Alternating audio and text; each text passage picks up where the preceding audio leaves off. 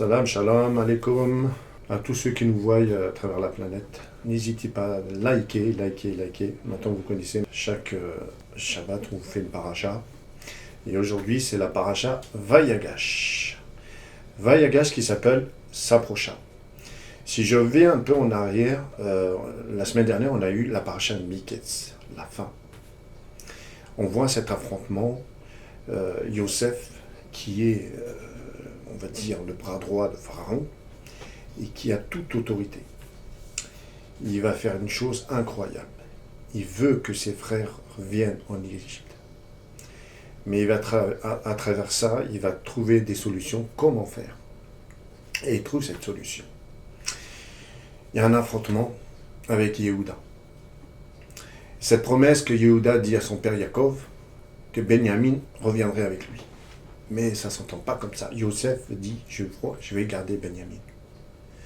Benjamin, pour ceux qui savent, ça veut dire fils de ma droite. Yosef lâche rien. Yehuda lâche rien. On se pose la question, mais pourquoi Yehuda n'a pas fait la même chose avec Yosef quand ils l'ont jeté dans le puits? C'est que toutes ces années, les 10 frères ont fait teshuva, ont grandi en sagesse, ont grandi en chesed. Ils ont vraiment suivi la tracée, le futur de Yaakov. Et c'est pour ça que Yehuda lâchait rien. Il lui a dit, je ne partirai pas sans Benjamin, parce que j'ai fait une promesse à mon père. Et quand je fais une promesse. Et ses frères ne bougeaient pas, parce qu'ils savaient que Yehuda était le chef, il ne lâcherait pas. Va arriver un moment donné que Yosef va comprendre une chose, qu'il ne pouvait plus commencer à lutter. Et c'est là qu'il va dire à ses serviteurs, les Égyptiens, de sortir de cette pièce, qui est une grande pièce, il avait un palais. Et ils sortent, et là, Yosef dit, je suis votre frère. Vous imaginez ce choc, tant d'années, pendant 22 ans, il sort comme ça et dit, je suis votre frère. C'est incroyable. Ils ne vont pas le croire, parce qu'il est maquillé, il a une coiffure différente, il a une barbe, etc. Mais à un moment donné, il va leur dire, ce qui est arrivé là, c'était parce que c'était prévu par Hachem, par Dieu. C'est pour ça que c'est arrivé ça. Et dans cette tragédie, il y a un espoir. Et cet espoir, c'est cette vie qui va donner Yosef. Il va dire, allez prévenir mon père que Yosef est vivant. Et je vais paraphraser, parce que cette paracha, elle est extraordinaire. Elle va vraiment définir ce futur. Et les frères partent, Yosef leur donne des beaux cadeaux, il va vraiment amener des richesses à leur père pour que vraiment ils sachent que ce don vient bien de Yosef. Et quand Yosef va partir, il va les accompagner comme son père l'avait accompagné pour aller voir ses frères. Ils vont s'avancer, ils vont leur dire comment on va annoncer cette belle nouvelle à notre père. Nous qui lui avons dit que ton fils a été déchiré par un animal et là on lui dit qu'il est vivant. C'est incroyable. Comment on va faire? Alors le Midrash dit quelque chose. Il va envoyer une petite fille de la famille de Yaakov qui s'appelle Séla. Et Séla révèle à Yaakov que Yosef est vivant. Sarah se glissa, elle prenait sa hutte, sa harpe, son bruit dans la tente de Yaakov et passa par derrière. Son grand-père, endeuillé doucement, a se mis à jouer un air sur ces paroles. Mon oncle Yosef est toujours en vie. Mon oncle Yosef est toujours en vie, elle le répète. Et il est maître de l'Égypte. Yaakov but avidement ces paroles et bénit Sarah. Se réduit de la belle musique qu'elle lui avait transmise. Quand Yaakov sait cette chose-là, il est émerveillé. Sa shrina est revenue. Vous savez, à un moment donné, sa shrina était partie, là, elle est revenue. Et là, c'est plus Yaakov, c'est Israël qui se révèle. Il va faire des choses extraordinaires. Extraordinaires parce que là, il va commencer à comprendre des choses.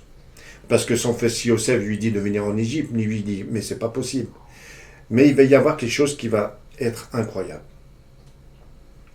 Parce qu'au fond de son cœur, Hachem voulait qu'il aille en Égypte. Son père, Isaac, n'a pas été parce que Hachem lui avait interdit d'y aller. Il est né dans cette ville, dans ce pays des Canaan. Il ne pouvait pas y aller. Mais Yosef avait un projet, il y avait un futur pour lui. On ne comprend pas les choses. Seul Dieu comprend ces choses-là. Et nous, plus tard, on commence à comprendre pourquoi et comment arrivent ces choses-là. Alors, Hachem lui dit, Yaakov, Yaakov. Hachem répète toujours un nom d'un tzaddik parce qu'il l'apprécie et il l'aime. Il lui dit, tu peux y aller, mais tu vas revenir et Yosef te ramènera pour t'enterrer dans la terre d'Israël. Il va arriver tout doucement et le père arrive en Égypte. Il n'en croit pas ses yeux, mais de loin, il ne sait pas vraiment qui est Yosef, parce que 22 ans sont passés. Il est devenu un adulte, il a grandi en taille, etc. Et quand même il reconnaît, il tombe à terre. Mais Yosef lui dit, non, c'est pas toi qui dois tomber à terre, c'est moi, parce que je suis ton fils Yosef. Ton fils Yosef. Je comprends maintenant ce que voulait faire Hachem. Il a voulu vous amener en Égypte pour quelque chose de futur, pour un projet de futur. Et dès que Yaakov arriva en Égypte, Yosef avait déjà préparé tout un paraphrase à Pharaon. Et lui dit, voilà, cette terre de Goshen, qui est la terre d'Israël, parce qu'elle a été donnée par Pharaon à Sarah, cette terre leur appartient. Et il leur dit, voilà, vous dites qu'on est berger et que vous voulez aller, vous voulez pas vous mélanger avec les Misraïm. Et quand il arrive à ce moment-là, tout se fait, Yaakov arrive, il va faire un truc extraordinaire parce que Pharaon s'approche et dit, et il le bénit. Et quand un tzaddik met les pieds en Israël, en Égypte, en Misraïm, il y a une bénédiction qui explose. Ça veut dire que le Nil a débordé d'eau et la richesse est venue. La famine a été terminée. Si on peut se dire des choses pour une moralité, c'est que on peut avoir de la rancune dans nos familles, quoi que ce soit, mais à un moment donné, quand Dieu le veut et quand Dieu le pourvoit, il faut faire teshuva et se réconcilier. La réconciliation est très importante pour avoir un air solide, une recette solide. C'est ça qui est important. Des fois, on se dispute pour du rien, pour du matériel, mais l'essentiel, c'est cette fraternité qu'a eu Yosef avec ses frères et qui n'a jamais lâché. Il ne lâchera jamais. Dans cette Haftara, il y a quelque chose de très important que je dois vous lire parce que c'est vraiment important de la lire, qui est dans Ézéchiel, c'est l'Haftara de 37 qui dit, je vais vous lire juste le dernier verset, qui nous dit, ma résidence sera près d'eux, Hachem qui parle, je serai leur Dieu et eux seront mon peuple. Et les nations, écoutez bien, et les nations sauront que moi, l'Éternel, je sanctifie Israël. Mon sanctuaire sera au milieu d'eux et pour toujours. Ça veut dire que Hachem, jusqu'à maintenant que je vous parle, n'abandonnera jamais Eretz Israël et Bnei Israël. La seule chose à faire, c'est faire des teshuva. Comme l'ont fait les 11 frères, comme l'ont fait les 10 frères. Yehuda et Youssef sont une personne, ils sont des lechad. Soyez bénis, Shabbat Shalom.